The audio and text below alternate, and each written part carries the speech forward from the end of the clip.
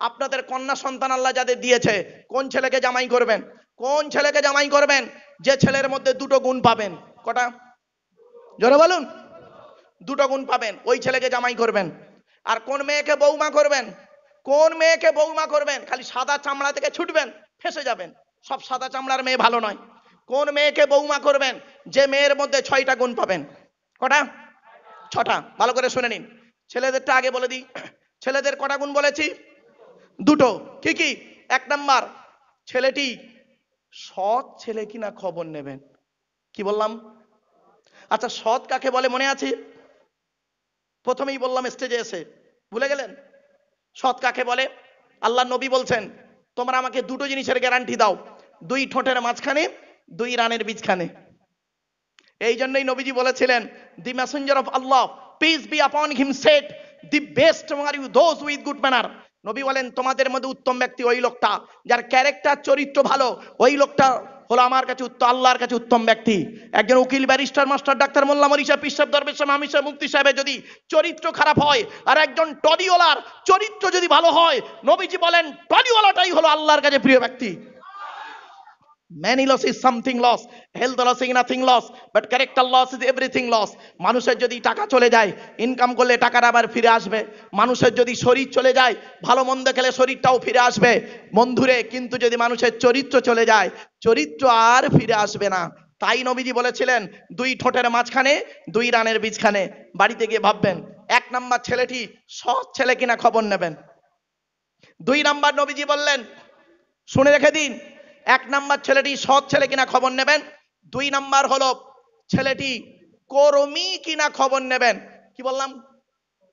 কর্মী। কর্মী শব্দটা বোঝে না ভাই? বোঝেন?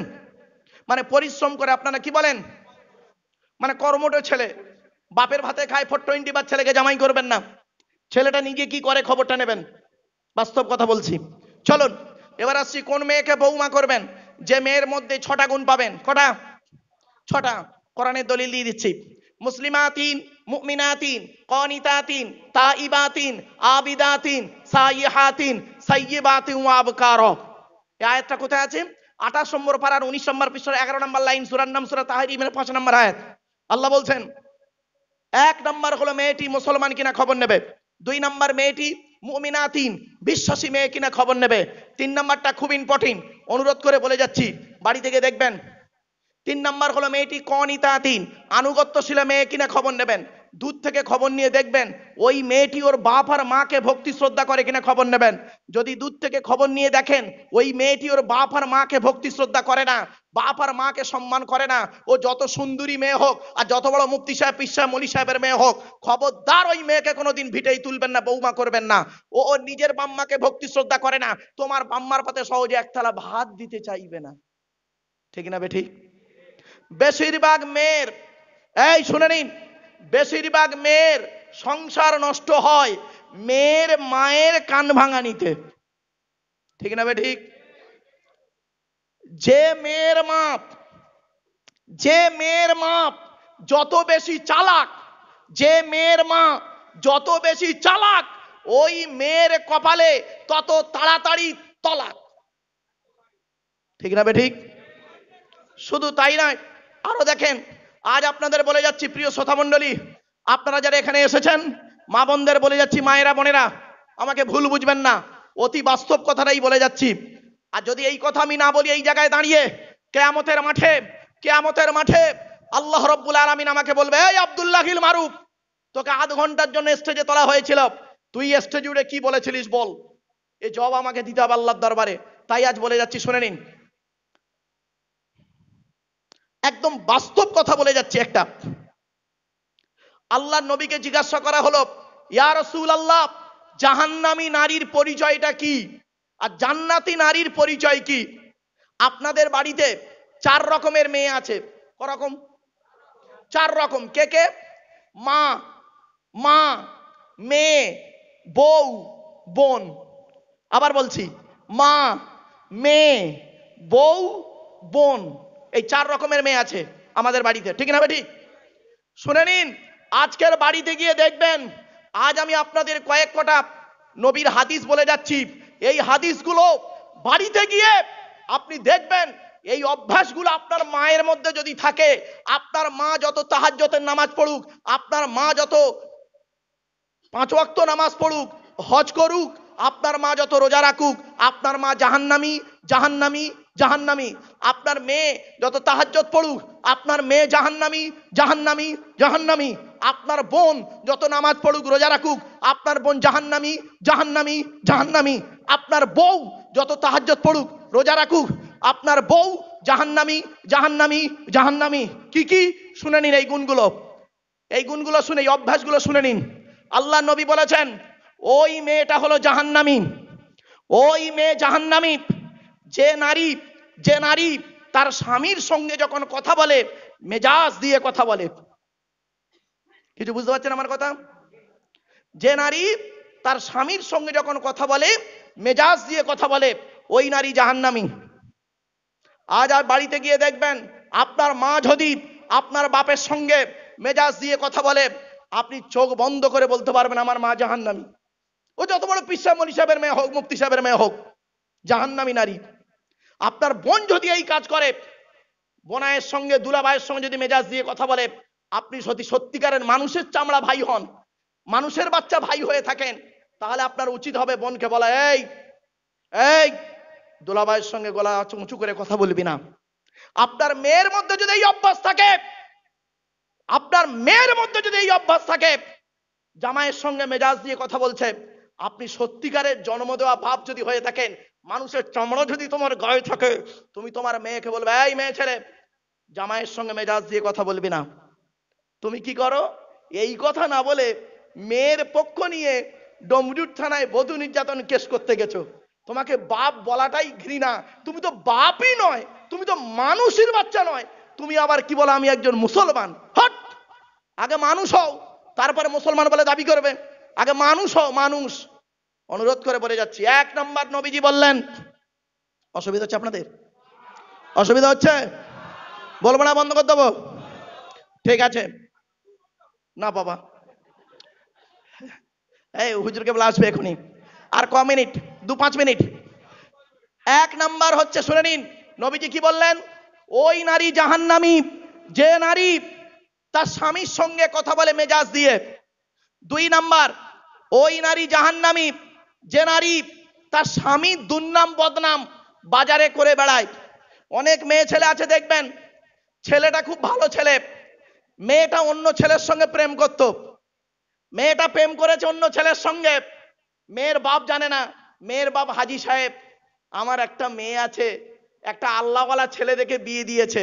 ছেলেটা ডমরুড়ে কাজে গেছে, আর ওর বউ করছে কি, সেই প্রেমিকার সঙ্গে ফোনে চ্যাট করছে। বাস্তব কথা বলে গেলাম, আল্লাহর নবী বলেছেন ওই মেয়ে ছেলে জাহান্নামী যে মেয়ে ছেলে তার স্বামীর দুর্নাম বদনাম বাইরে করে বেড়ায়।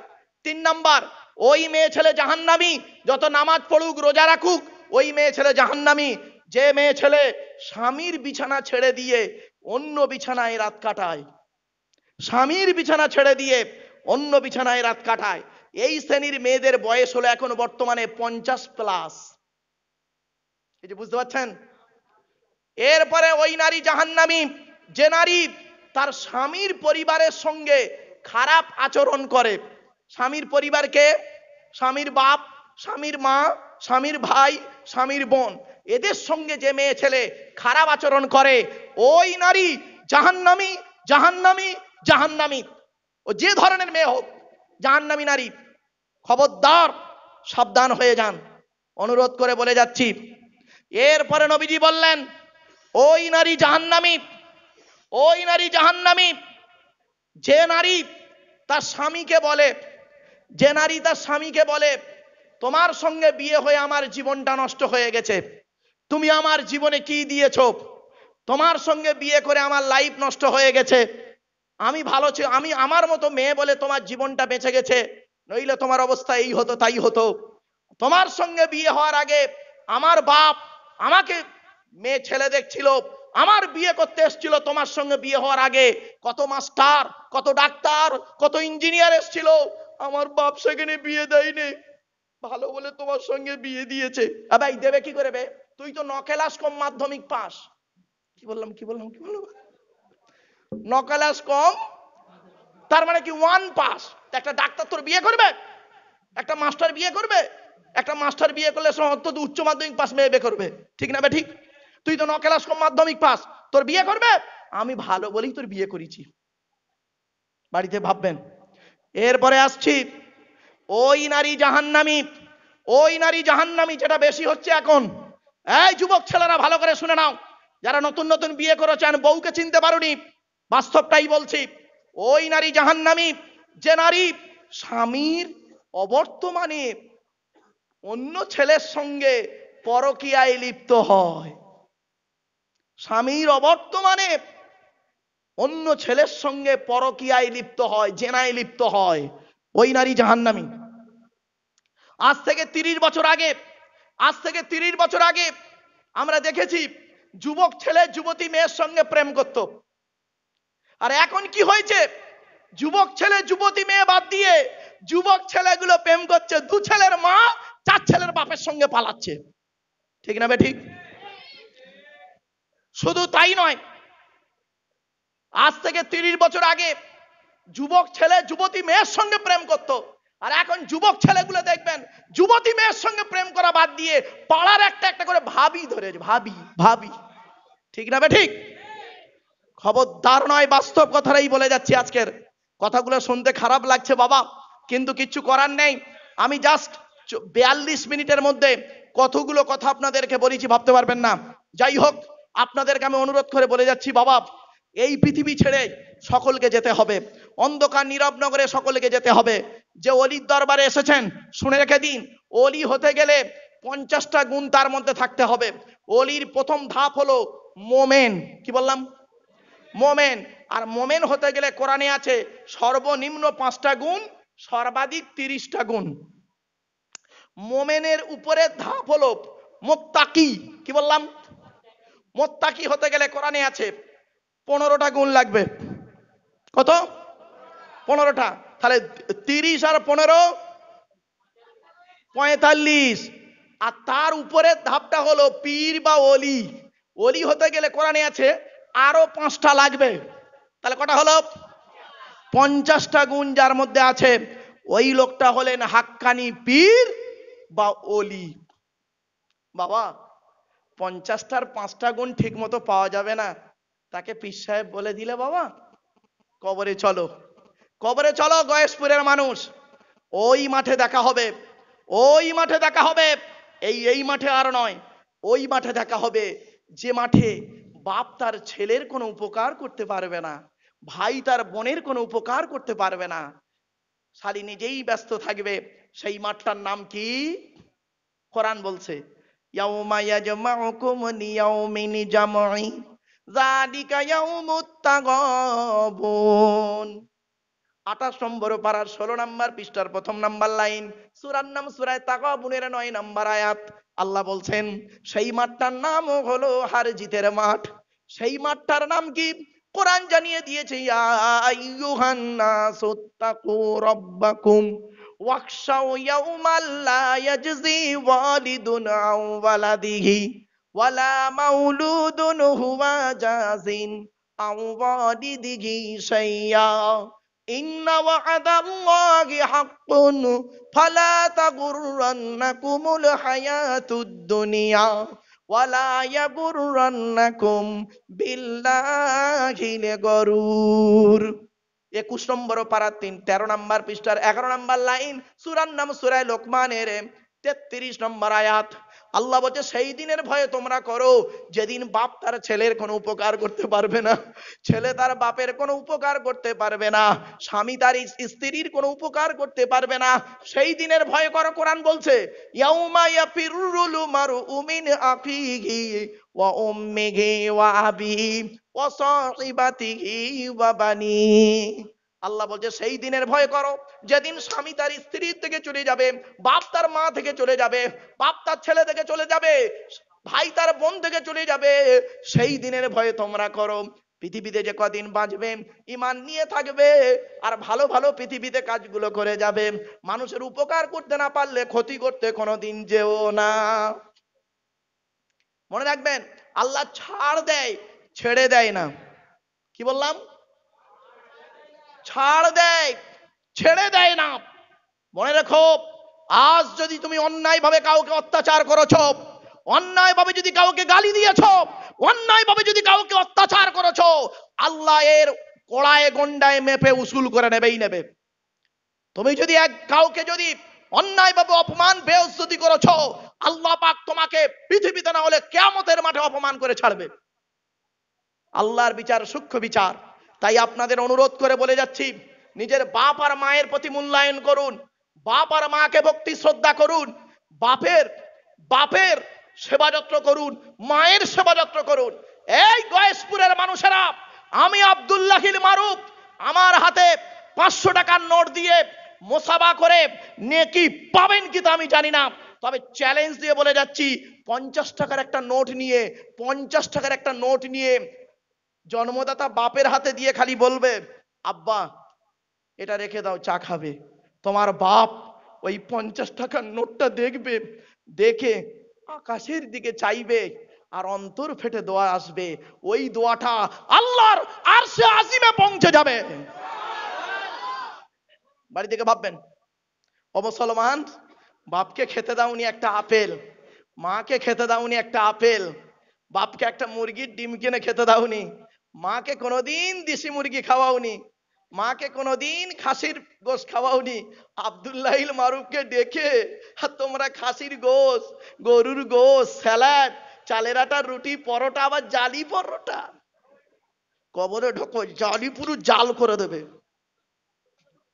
অসুবিধা হচ্ছে না?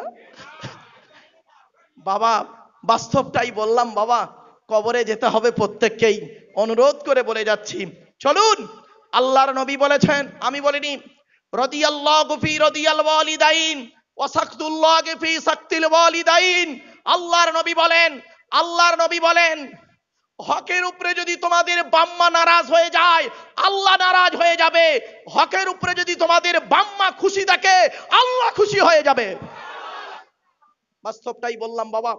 মুজাদ্দিদুজ জামান দাদা হুজুর পীর কেবলা রহমাতুল্লাহ আলাইহি এই কথাগুলো বারে বারে বলতেন, তোমরা আল্লাহর সঙ্গে শিরিক করো না, তোমরা পিতামাতাকে কোনোদিন গালি দিও না, পিতামাতার অত্যাচার করো না।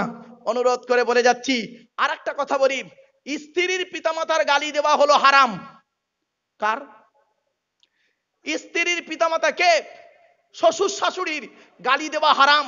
নবীজি বলেছেন, এ জামাই, এ জামাই, তোমার বউ একটু অন্যায় করেছে, বউকে গালি দিলে, বাম্মা তুলে বউকে গালি দিলে তাতেও স্বাদ মেটেনি, তার মরা বাপটাকে কবর থেকে তুলে এনেছো, মরা মাটাকে কবর থেকে তুলে এনেছো।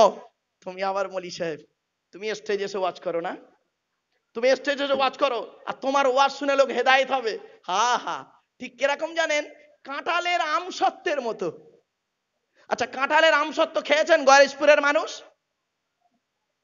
আরে ভাই বলুন না, কাঁঠালের আমসত্ত্ব খাননি না? আরে হয় না,